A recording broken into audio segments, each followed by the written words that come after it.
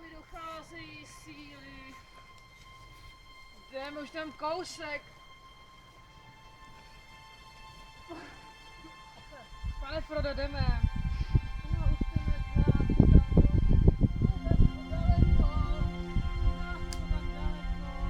ale je to kousek. A když nemůžu vést vás, když nemůžu nést prsten, ponesu aspoň vás.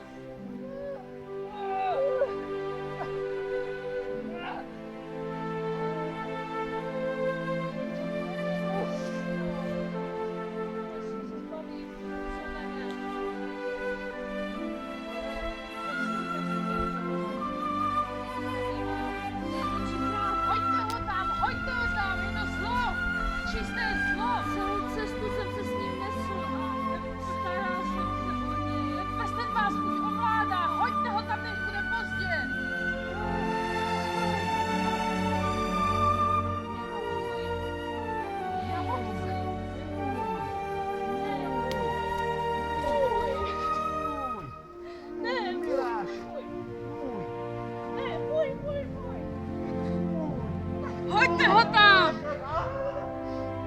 Pane Frodo, kde je Glum? Co se stalo? Je mrtvý.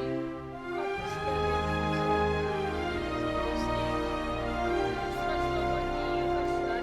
Můžeme se vrátit domů, do Hobdína, do Dna pytle.